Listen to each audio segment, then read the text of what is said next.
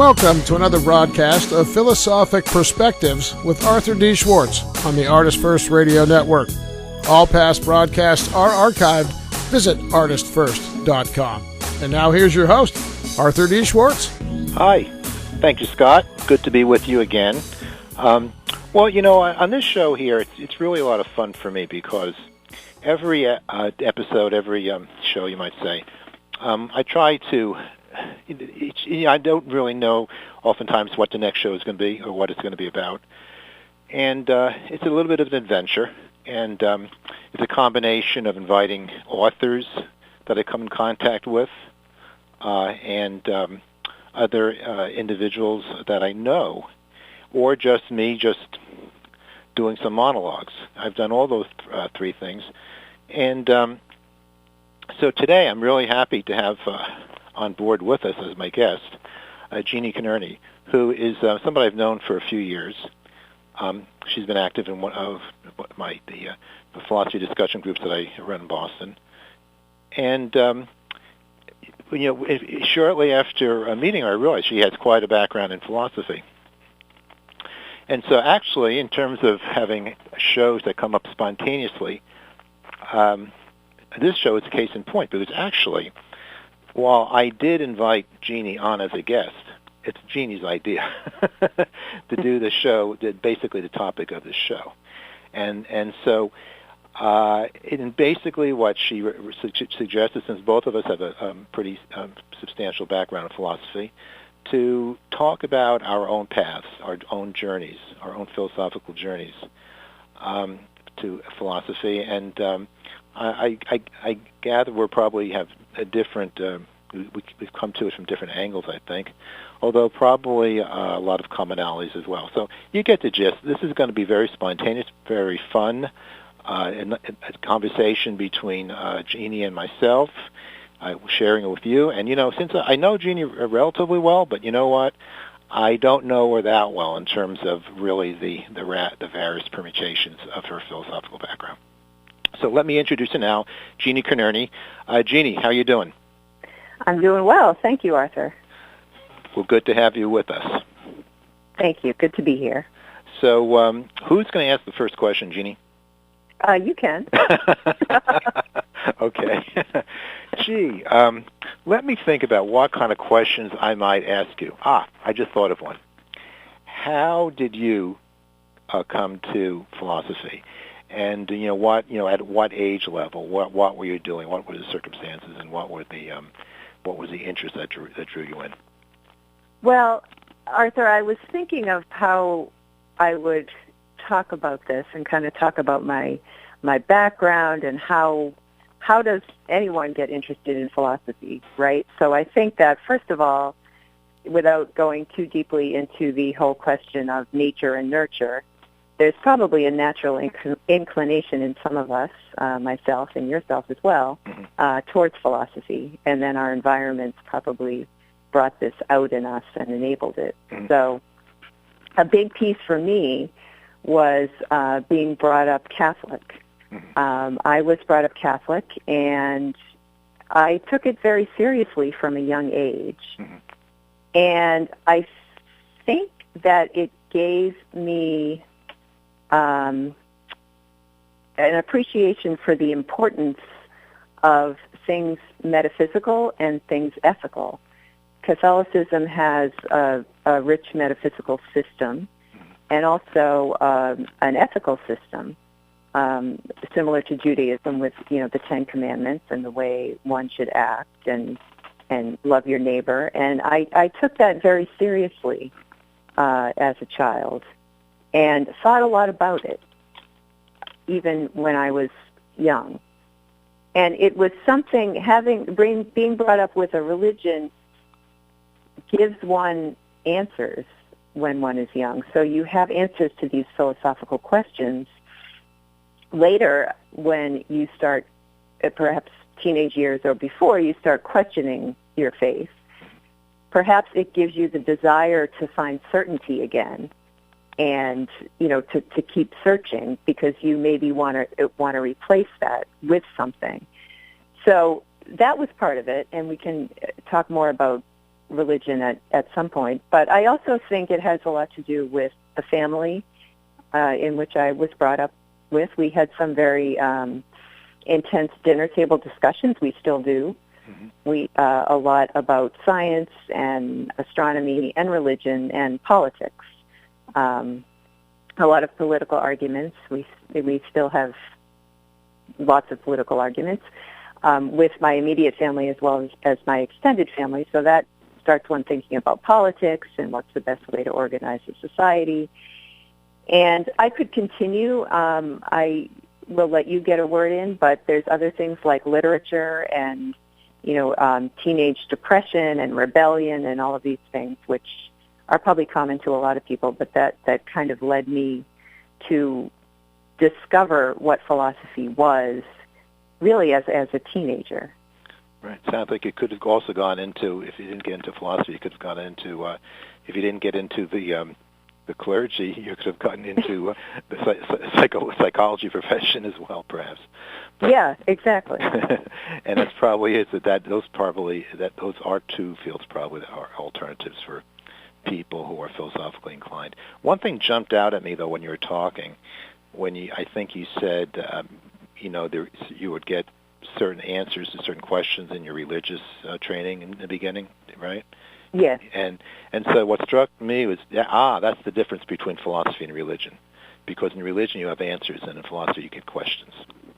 And absolutely, yeah. Yeah, and that actually really is the of course, that is, like most statements, overly simplistic. There's certainly some types of philosophy which are mirrors of religion. But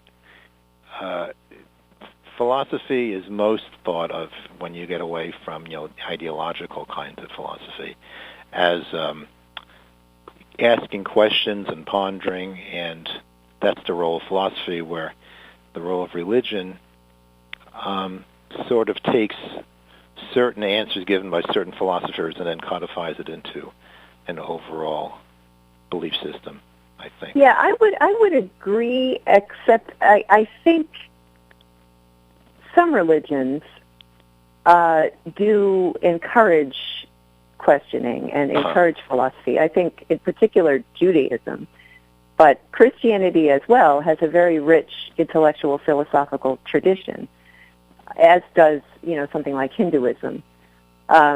So religion, I think, is probably a gateway drug to philosophy for a lot of people. And again, I think there's a lot in religion that there's a lot more to religion in the intellectual tradition that a lot of us have not even scratched the surface of. Oh, for sure, yeah. Yeah, yeah. So there's, and then in terms of, I think I mentioned, the desire for certainty, mm-hmm. that when that kind of gets questioned, I think it's natural to want something to replace it, to find out, okay, well, if this isn't true, what is true? What are my other options here? Right. You're talking, that's religiously you're speaking right there? Well, I'm talking when one questions religion and one's seeking the big why of the sky, the meaning of life, why is there anything that is nothing, is there a God, how do things work, what's the nature of humanity, etc., all the big questions. Right, yeah, and so religion, kind of provide, most religions do, kind of provide that. But but to be fair, the truth of the matter is when you are intellectually engaged in a subject, it's true if you have a religious, let's say a theological background on one side and a philosophical background on the other. Like most things intellectual, really, if you get into it, everything begins to converge. So I think that's also true because, as we know, on the higher levels of theology, it becomes almost indistinguishable from philosophy, except for the fact that they're citing different authors, and they are guising it in a different form. In religion it's guised, in terms of the spiritual leaders, and the religious texts. But still, they start answering question, and religion, like philosophy, has to deal with change. It has to deal with the reality of our knowledge, giving up things than that we never had before. So in both religion and philosophy, going back, let's say, to the ancient Greeks, they were both equally ignorant, right, from our point of view. And who knows, the Greek and Roman gods, might have been onto something for all I know. In terms of explanation of the universe, I think they did a pretty good job of doing that. But I think the difference is probably in religion, at some point, you have to take a leap of faith, what Kierkegaard called the leap of faith. So you can reason up to a certain point, but reason, and I would argue reason in philosophy as well, can only get you so far. And if you are intellectually honest, you will say, here's what I suspect, here's what I think, the way I think things work, but I'm not certain. And you have to be comfortable with uncertainty and with really just continuing to search. And I for a lot of people, religion is probably the same way. But for people that really have faith, it's a leap. It's kind of saying, okay, I'm going to turn off my critical faculties and believe. Right. And I believe, personally, that philosophers can also believe. I think philosophers can have faith. And for me, if you want to get on this tangent a little bit, for me, faith is something, and I'm not talking specifically faith in God, but faith in general as I mean it, that you can have faith, but what marks faith is the fact that it is not specific, that it is indeterminate.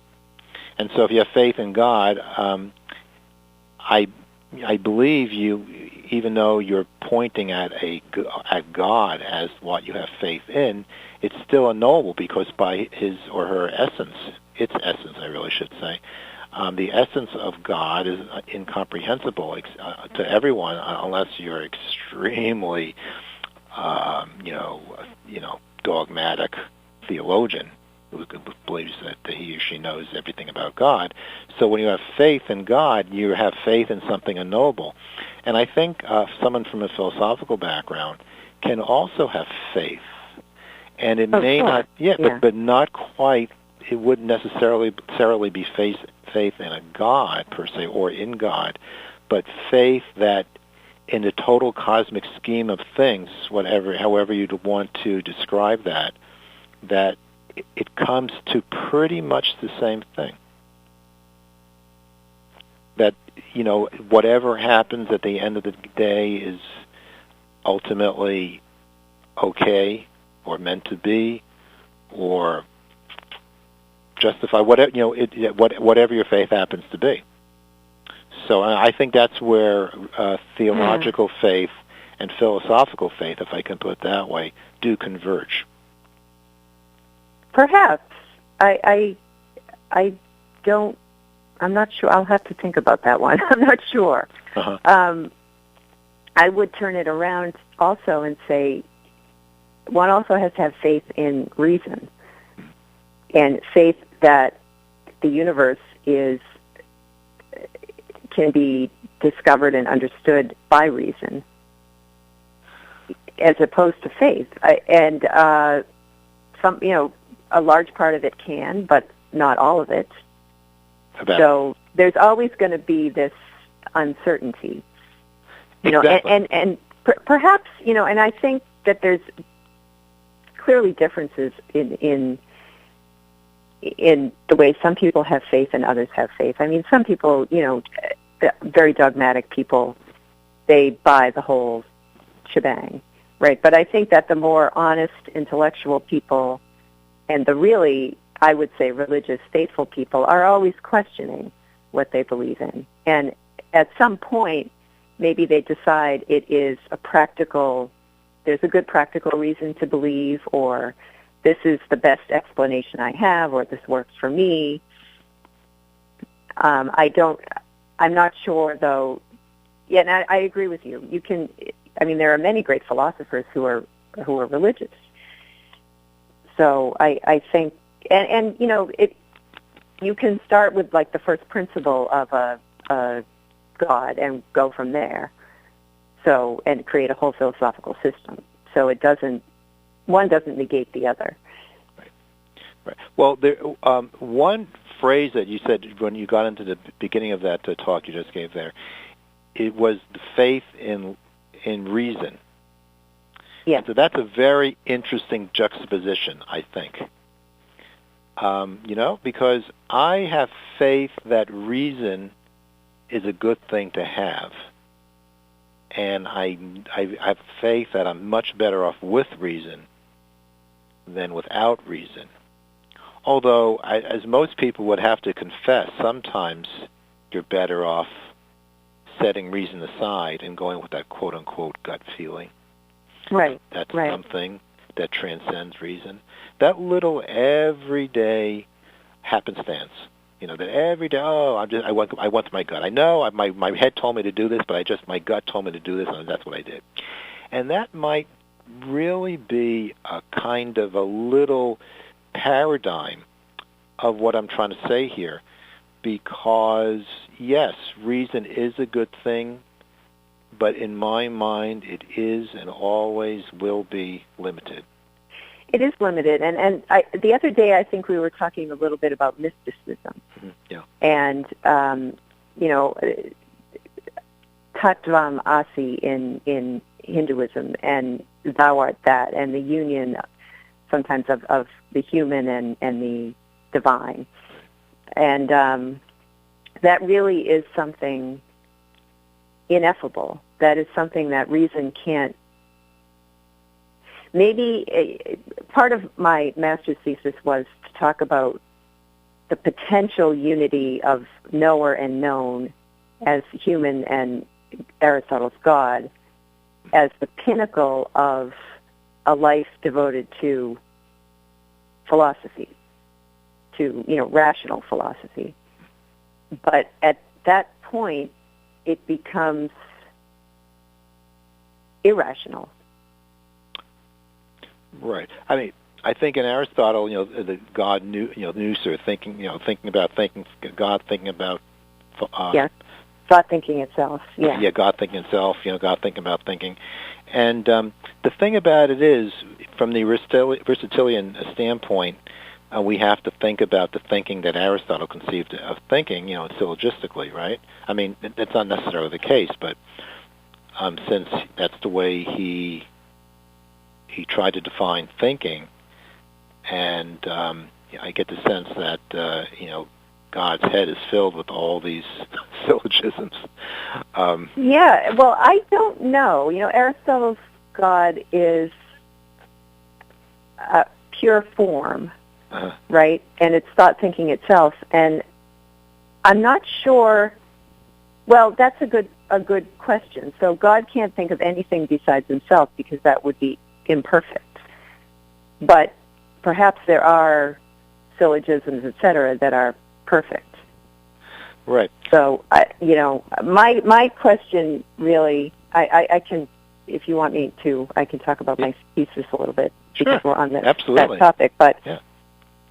So, in Aristotle, he divided everything, as you know, into form and matter, including our minds. So we have a passive mind and we have an active mind. And everything else has form and matter as well. So he talks about it in the De Anima, the unity of knower and known. So when I want to know something, the form of that thing acts on my material, my passive mind, my passive mind, which is not material, it's immaterial, but it's still passive. So it imprints itself on it, and it creates a new thing, which is a thought. So part of the question that I asked was, first of all, how can we even think about God if God is a self-contained form? How would God ever act outside himself on our passive minds? And given that that does in fact happen, is there ever a unity of knower and known, a union of knower and known when we think about God, which might perhaps resemble a unio mystica, a mystical union? Well, what you said there, it sounds to me, what's alien about it is it's not, from most mystical thinkers, I don't think you would have that problem because in most forms of mysticism, as we think of it today, that threshold is transcended through ineffable means. That's what makes it mystical, because it's unknowable. But in the way you characterize the relationship between thought and the mind of God, is that fair to say? That you actually had something that was very similar to, it seemed to me, Gödel's theorem, where you can't get outside the system. In Gödel's theorem, you can't prove a system by staying within its own axioms, or propositions, but you have to step outside. And so, so every system, therefore, can't be disproved by staying within the system. You have to go outside the system, so therefore the system is intrinsically limited. And so that's often used as a paradigm. I mean, a lot of mathematicians don't think it actually relates to non-mathematical conversations or arguments, but just for the sake of argument, you have a situation where that Gödel's theorem, to me, would explain the problem that you represented, because you have God's mind and he can't go outside his imperfect realm, because he would there become imperfect. And so there are two sets, or two systems. But that clashes with, like I was saying, a more traditional, what I would call traditional at this point, mystical orientation, which has a sense of transcendent unity that crosses whatever barriers you are seeing there in the Aristotelian system. It transcends it. Anyway, that's what occurs to me. Yeah, absolutely. I would agree with you. Yeah, but this is really the interesting thing about the limitations of philosophy and of human, of the human intellect, because we are prisoners of our reasoning. We are, and this goes back to Kant too, doesn't it? Yeah, absolutely. And I think after, and we could talk about this, after studying philosophy, you and I both have for many, many years, have we really come to any conclusions? I mean, I don't know if I want to. I mean, all I know is that I know nothing, right? To quote Socrates, and it just brings up more questions. And I think that's part of it, is becoming comfortable with uncertainty. Is saying, of course I want certainty. That's human nature, but we have to live in uncertainty. At the same time, I think we can get closer to the truth, perhaps without reaching it. We can probably say, that the system is probably not set up that God is an old man in the sky, and you die and you go to the pearly gates and St. Peter comes out with his book. That may happen. We can't rule it out entirely, right? But given the tools that we have to work with as human beings, we can say that's probably not going to happen. But again, given our tools and our human-colored glasses are limited. They're limiting. So we don't know. We'll never know, why, why is there anything instead of nothing? And why are there so many universes and we are just, kind of a split second in the history of time? And we only have certain evolved ways of thinking to work with. And it's funny, we can ask the questions, but we can't get to the answers, which is rather a frustrating state to be in to some extent. Well, frustrating, or the joy of philosophy. Yes, true. Both. No, exactly. I mean, I think that's true. And the thing about philosophy, though, one of the things that obviously distinguishes it from science is that philosophy, we can speculate all we want. I mean, scientists can too, but that's not actually science. That's more philosophy when you're just speculating. And right. so that is part of it, that we can speculate and find comfort in our speculations, and it may or may not have even a whisk of truth to it, and certainly, or a whisker of truth, because certainly there have been many philosophers who have speculated and gotten great comfort from it, but we would agree today. Yeah, sure. But I think that in general, we can dismiss some ideas as probably not true, right? Again, we're never, the moon might be made out of green cheese, but it probably isn't, right? And, given the evidence we have, this is the best conclusion we can draw. Mm-hmm. So I think that's where you get to, and that's, again, and it's, using induction and deduction and the scientific method, and that's what we have to work with. Yeah, although I would point out that I would have to agree that the moon is not made of cheese, some believe it is made of something artificial, but that's another matter. Yeah, a lot of people believe the moon landing didn't really happen, right? Well, not the moon landing, but that's a topic maybe we'll touch upon, maybe not. But right now we're going to take a short break, and we'll be back shortly. Stay tuned.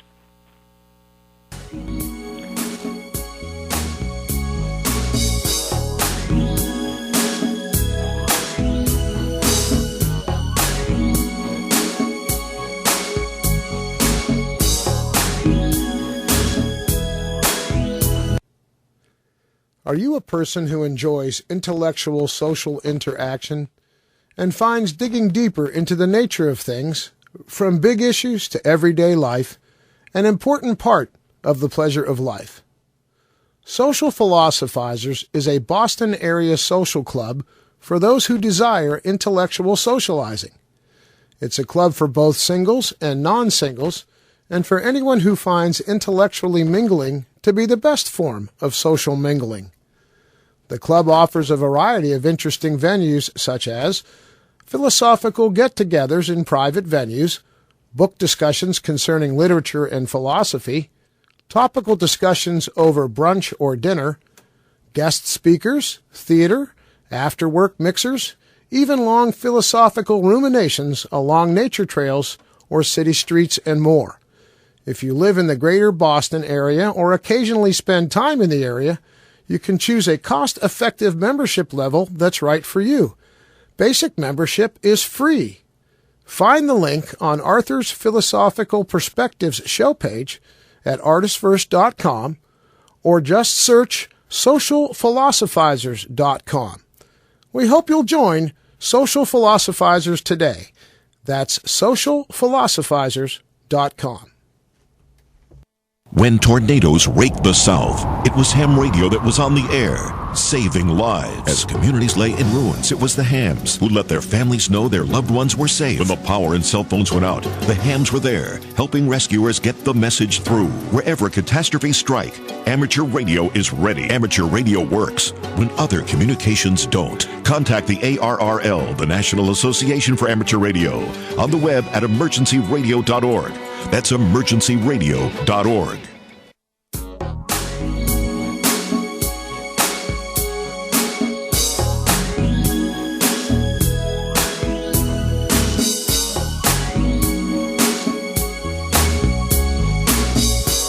Thanks for joining us on Philosophic Perspectives with Arthur D. Schwartz. All past broadcasts are available as free archives. Visit ArtistFirst.com. And now back to your host, Arthur D. Schwartz. Thank you, Scott. Well, we're back again. I'm here with Jeannie Connerney, and I would like to ask Jeannie something to talk a little bit about, rather, her interest in literature and how it's connected with philosophy, and how it might have, created some of the pathway, you might say, to her philosophical journey. So, what do you think, Jeannie? Yeah, sure. Just kind of going back to being in high school and reading a lot both for school and on my own. So there's certain authors that I became very interested in high school. We didn't have philosophy class in high school, which I think is unfortunate in our education. But I did have English class, and I became very interested in Dostoevsky as a writer, in particular Crime and Punishment, which, if you're familiar with it, is a story of Raskolnikov, who's actually a philosophy student, and who kind of decides to kill a pawnbroker, a woman who is really making people's lives hell. And he says, well, you know, the world would be a much better place without her. I'm actually doing a good deed. And it's kind of that idea of, does the you know, is it ever justified? Does the end ever justify the means? And that was just a fascinating book that is very philosophical, as all of Dostoevsky. And I also started reading a lot of Hermann Hesse, who's a German writer. Of course, he's most well known for Siddhartha, the story of, you know, the Buddha. But he also wrote a lot of fiction, Demayan, Under the Wheel, Narcissus and Goldmund, a lot of fiction, and all of it very philosophical. He mentions Nietzsche, I believe, in several of his books. And finally, Albert Camus, The Stranger. I believe I read it in high school, and I don't know if it was for a class or not, but that really blew me away when I read Albert Camus. That was just a great kind of meditation on meaning and authenticity and the value of the individual, etc. And these books all hinted at philosophy, but I was searching for clarity. Again, they make claims in art, in literature, so it's not clear. So I discovered at some point that there were people who were writing about these ideas and trying to make them as clear as possible. I don't know at what point I discovered that there was such a thing as philosophy, that you could kind of ask these ultimate questions and try to get to them without religion and without literature, and just through, you know, straightforward writing, that this is the way it is. But it was very attractive to me. And I'll tell you, the first philosophy book I bought was Kierkegaard's Fear and Trembling. And I have to admit, I read it, but I probably didn't understand 90% of it, but I did read it. And I also remember seeing a classmate of mine sitting on the hill in high school reading Beyond Good and Evil by Nietzsche, and I thought, wow, you know, he's a pretty cool guy. I think I'd like to read that book as well. So I went and bought that, and that was my first Nietzsche book. Yeah. So that's part of also the way I came to philosophy. So how about you, Arthur? Did you have a different experience? I think so. I want to. I was just about to say there that Nietzsche is, I think, a really, really beautiful combination of structured philosophy, as you want to call it, you know, more structured, didactic philosophy, and literature. We have Zarathustra, which, you know, arguably, I mean, I would call that literature.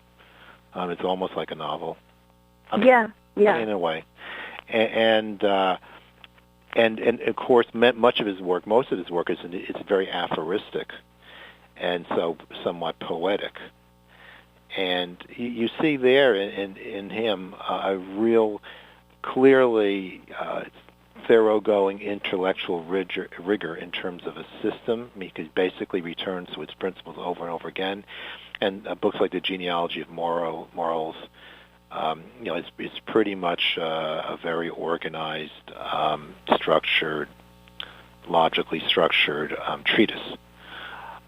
So I think in Nietzsche, probably you have somebody who you can find can satisfy a certain desire for literature, as well as the philosophical underpinnings. And Plato too, for that matter. Wrote dialogue. So, right. So that's really, it's drama. Mm-hmm. That's literature as well. But I think that both Nietzsche and Plato use this form for the idea of philosophy. Right. Anyway, it's about before I go on to myself, I wanted to. Anyway, it's escaped me at the moment. But well, I got into philosophy. I'll tell you, it wasn't religion, but my mom was definitely philosophical and rebellious. She was somebody. She grew up as an Orthodox. Well, I don't know if it was Orthodox, but conservative Orthodox, a Jewish home. By the time I came, by the time she had a family, she had rebelled and became very reformed. And she also got into quite a bit of mysticism. I think she might have studied the Kabbalah a little bit, and that had an impression on me. I think my mom and I talked, and I can't think of anything specific, but I think I've inherited a lot of her interests. Let's put it that way. And so the thing is, though, that was pretty much hidden. And when I got into college, I think early in my junior year, I think it was that I took my first philosophy class, and I just became captivated by it, just completely captivated by it. The first work we read which is typical for many, is Descartes' First Principles. Mm. A course on modern Western philosophy, and I just began to soak up, Hume and the whole Hume and Kant, sort of juxtaposition or counter flow. But the thing about it is, by the time I graduated undergraduate school, I really latched on to the work of Wittgenstein, and I would say that he was the most influential thinker for most of my life, maybe up until since I kind of returned to philosophy, maybe that's something like 15 years ago, I guess, or even more than that now, 15 or 16 years ago, I kind of came back into it. But because I went off into business and stuff, and I kind of didn't read it. I always knew I'd come back to it, but I didn't do much reading, didn't do much serious writing. And but it was Wittgenstein, and I really owe a lot to Wittgenstein. And the thing for me is, I realized actually, when we were talking I began to reflect on the origins of my thinking. I owe so much to him because I think that I think in terms of a Wittgensteinian sort of approach of looking at an argument, looking at the words and breaking it down and trying to make sense and able to differentiate and separate. And so I say this is A, this is B, this is different than C, and the situational, it's super contextual but not categorical. That's the whole thing about Wittgenstein. It's everything is context and situation, and you break things down to what it means, but you have to free yourself into contexts and the categories that come over from different situations that may not work in the matter at hand. And I owe so much to him. But then when I got back into philosophy, you might say, in the late 90s, I think what happened is I just began to take Wittgenstein for granted, because I think my understanding of his work just became absorbed, and it became part of who I am. And so I decided, or I found myself becoming more involved in some metaphysical subjects, and returning to Taoism, for example, which is always interesting to me, and Nietzsche, and returning to my interest. One of my fundamental interests all through my entire life, my philosophical life, has been on trying to understand the universality of morality and our ethics and its great diversity. So I believe there's a commonality, but there's also great diversity as well, and so that's the challenge. And when I started looking at that, this time around, it just took on a whole different flavor, because I had embraced a broad scope of philosophy. And so, as you probably heard me call myself, I call myself a plural perspectivist, which means an eager pursuer of different perspectives, which probably is part of the reason why I named this particular show here, Philosophic Perspectives. And so that's where I ended up. I mean, I do have my biases, I do have my points of view, but I am really interested in trying to overcome the resistance that and we all have, I think, of to looking at another point of view and see if you can overcome your egoistic attachments to see.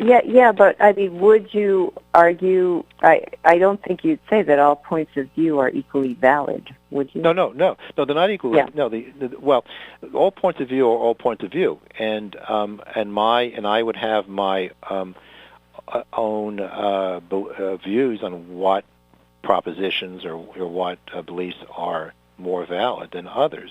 But the point of the matter is, yeah, of course. But when you ask that question, the point of the matter is, are they equally valid? Well, no. But who was in a position to say whether one is more valid than the other? I mean, that's the case for everybody. Yeah, I have my beliefs, you have your beliefs, and we all have our beliefs. But the whole challenge is that sometimes it could be very, very rare. But I think some of the greatest occasions in people's lives are to understand. They come to a certain point in time, they realize, oh my gosh, I'm wrong. I'm actually wrong about whatever. But then doesn't that come back to the method of rationality and the philosophical method and critical thinking that. That's the whole idea of philosophy, I think, is to question your beliefs and to, see if they hold water. And if they don't, well, you got to throw them out. Right. Well, I completely agree with that. However, the tricky thing is, when we get into different belief systems, that I think probably almost subconsciously we become locked in. So. I mean, I talk a lot about scientific paradigms, but paradigms in philosophy or in the law or anywhere else. So, you want to ask questions, but the thing, even when you want to ask questions, there are oftentimes biases about. You have certain assumptions. Very rarely do we expose all our assumptions. Yeah, of course. But if we can go back to logic and rationality, that's the tool. So that's what we believe in. Right. Oh, yeah. I would say logic. Because, actually, you and I might have a difference of opinion on what logic is, because I think logic is a form of rationality, but it's quite distinct from rationality in general. I'd say it's a tool of rationality. Yeah, because logic is a definitional, structure, right? It's definitional. It's based upon definitions, which are the premises, right? Yeah. For your conclusions. Yes. And so, I mean, that's whether it's a syllogism or modern logic. I mean, it's that's still true. Right. And that's the problem sometimes, is that the premises are unproven. Exactly. They're definitions. Yeah. Definitions. Yeah. But then, there's induction, which is really the scientific method, which you keep testing, Right. And you speculate based on the examples. Right. But, rarely can you make a universal statement, and if you do, and then another piece of evidence comes along and disproves it, well, you have to give it up. Right. So. But we agree with Socrates' statement. The unexamined life is not worth living. Also, Lao Tzu said, "The more I know, the more I don't know." And my interpretation of that is because the more you know, the more questions you have, because you know more. The more questions you have, the less you know. So sure. Really, the more you know, the less you know. And I think, too, and I think you'd agree, that philosophy, if it's done honestly, makes people humble. With the fact that there's so much that we don't know, and we're all in the same situation, right? We're all born. We don't know why. We don't know why we're here. We're not sure how we're supposed to live, and we're all going to die, which is somewhat terrifying. And so, we all are given we're all given tools. We're all given a mind. Some clearly, there's a hierarchy there, I would say. And there's also a difference in environments that we're given. Some are very lucky to have the ability to become educated, et cetera. But everybody thinks about, at least, I was born and I'm going to die, and what does that mean? And so we have to use the tools. We're coming back to it again. We have to use the tools we're given. And there's a certain humility involved when we say, I don't know. I'm doing the best I can with what I have to work with and trying to figure this thing out, just like everybody else. But at the end of the day, I don't know. And I'm skeptical of anybody who says, when talking about philosophy or really almost anything, I know for certain that this is the way it is. Ideas of the big metaphysical ideas. To have certainty in that seems to me inauthentic, or just having given up on thought and just kind of resting on belief. It's certain intellectual laziness, perhaps. Yeah, I would agree with that. Actually, I have something I want to say about that. We have to take another short break, and we'll be right back.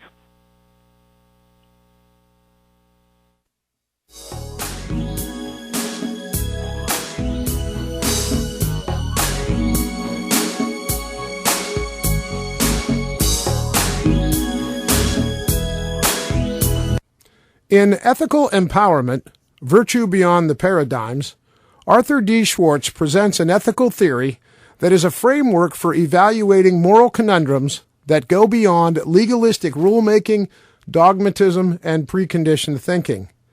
The book is as much an ethical framework for unconventional ideas as it is for staying with convention. Ethical Empowerment is a manifesto of non-doctrinaire perspective. Ultimately, the hypnotic thinking of ideology and dogmatism can only be overcome by returning to the true source and essence of morality, which is nothing less than universal love. Discover how the philosophically liberating approach of the ethical empowerment can be applied to the range of ethical, social, and political controversy. Read about a plan to eliminate all political parties. Entertain the possibility of an overhaul of the patent system and its replacement with a system that rewards inventors while eliminating monopolistic control of patents and technological suppression. Many other transformative ideas are discussed in the book, including issues related to the monetary system, real estate, scientific paradigms, and a rational approach to conspiracy theory. While ethical empowerment will challenge your mind to consider new perspectives, the ethical challenge is always to keep the diversity, depth, and breadth of perspective within the boundaries of love.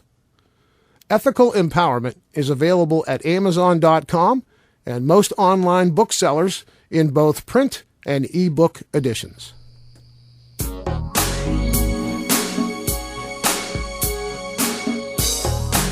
You are listening to Philosophic Perspectives. Let's get back to your host, Arthur D. Schwartz.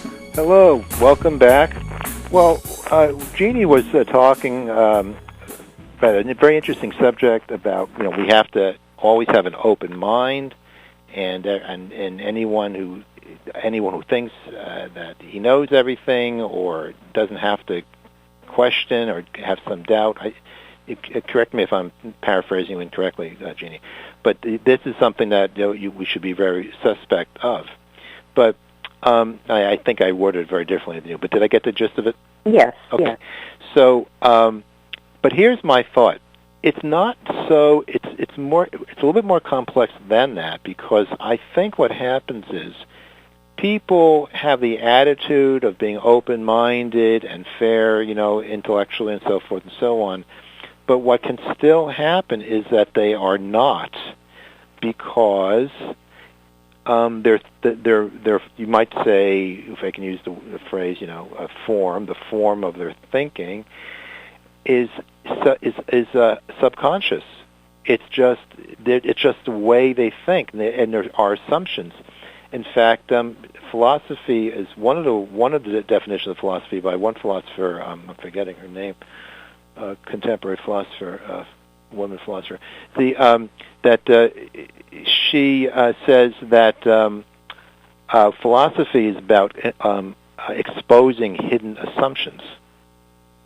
And I agree with that very much, because so sometimes we might think we're being open-minded, then we're not. And of course, we all realize with biases of all kinds, people are not even aware of it sometimes. So I think that's really one of the challenges. Okay, I wanted to get into that, and so that might be a partial answer for one of the questions that Jeannie and I talked about that we might discuss in this show, and I think we're going to do so now, which has to do with the value of doing philosophy. What is the value of doing doing philosophy, and is it worth it? What do we get out of it? What is the meaning of it, and so forth and so on?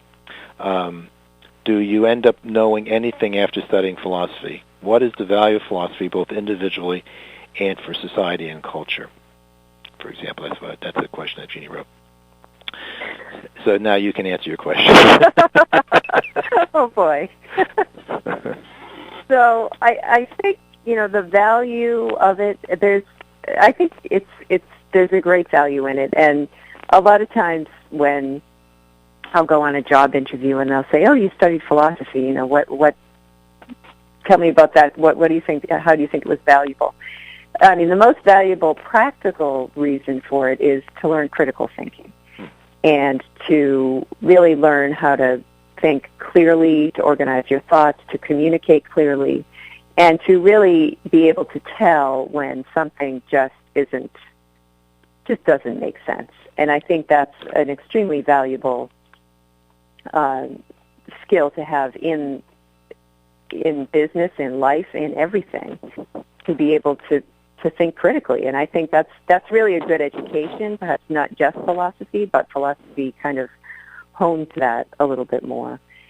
And I think also you had mentioned before, the unexamined life is not worth living. Philosophy makes life worth living. I've never been able to understand how people can be alive and not want to study philosophy, because don't they have what I would consider these very human questions about why we're here? And some people clearly are more inclined to it and have a passion for it. And it is a passion. It's love of wisdom. It's a passion. I think Bertrand Russell called philosophy an irrational passion for dispassionate rationality. So there's an excitement to it and trying to figure out, and the value to the individual is I would say I wouldn't do it any differently. People say, oh, if you could go back and major in something else and study something else, would you? And the answer is no, absolutely not. In terms of society, we definitely need more critical thinking, especially now that all these candidates are starting to run for election. It's very distressing, as we all know. And, the fact that, people are just very gullible, and that's a failure of education. So we definitely need more critical thinking. I think it would be great if the philosophical method could be taught in public schools. I mean, we need a critical thinking society of voters for their own good and for the good of everybody else. And maybe, everyone is not cut out to be a philosophy, but you do need people who can wade through the morass of language, as you were mentioning earlier, and, the rhetoric that's being thrown at us from advertising, from politicians, from everything else, from the news that calls itself news. That's, I would say, it's mostly propaganda. So I think it's more valuable now, perhaps, than ever. I completely that's my answer. What's your answer? Well, my answer is I say here to everything you said. I mean, I agree with it wholeheartedly.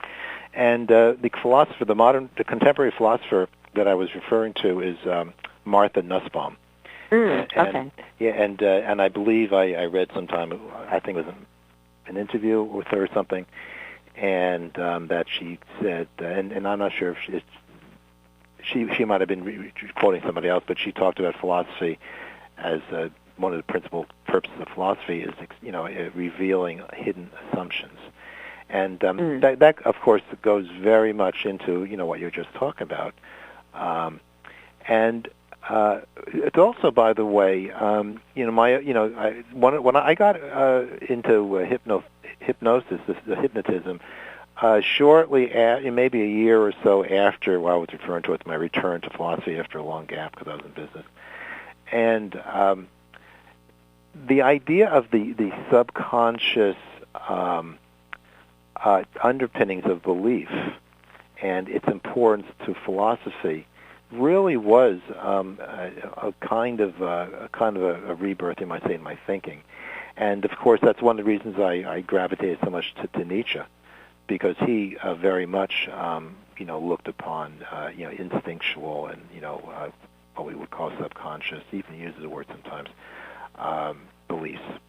So anyway, I completely agree with it. I do think, like I was just saying, that looking at the subconscious purposes, that is a thing for philosophy, because philosophers, we think about our conscious vision, our conscious analysis of a situation.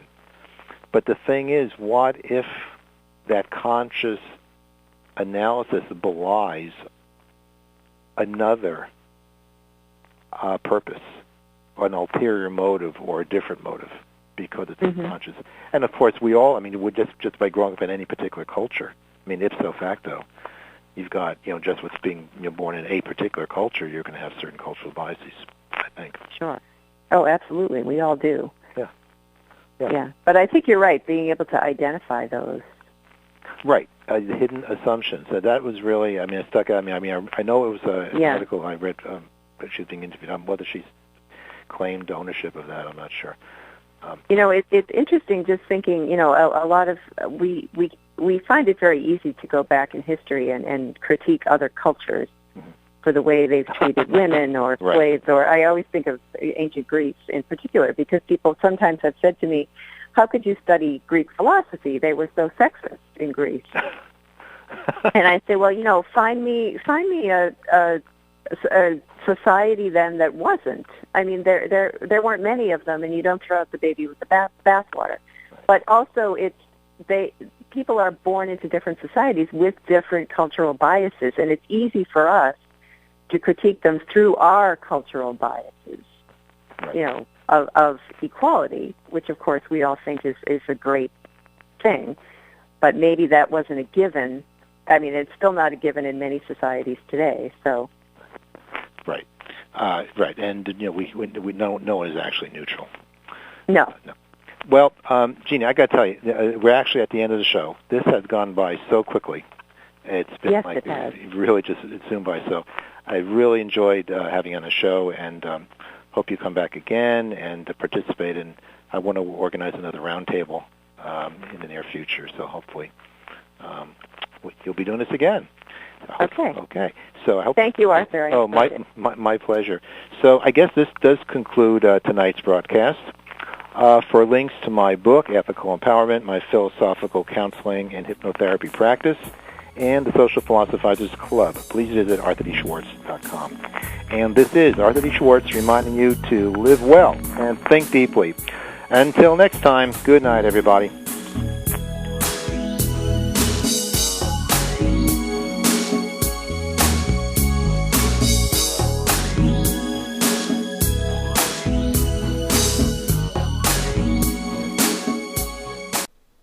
This is Arthur D. Schwartz. Beliefs and disbeliefs can be very powerful. Much like philosophy, hypnotism is concerned with belief. Hypnotherapy, a practical application of hypnotism, may largely be described as the practice of removing false beliefs that form mental blocks to success, happiness, and well-being. In my hypnotherapy and philosophical counseling practice, I combine my work in philosophy with hypnotism in order to clear mental blockages that can occur on both conscious and subconscious levels. A mental block may be conscious or subconscious and can be expressed, for example, in the form of anxiety, low self-esteem or low motivation, bad habits, tobacco habits, weight gain, low performance, and much more. If you are interested in using hypnosis and the power of the mind to overcome mental blocks and barriers that have emerged in your life, please feel free to give me a call at 617-964-4800 or visit www.integralhypnosis.com. That's INTEGRAL hypnosis.com.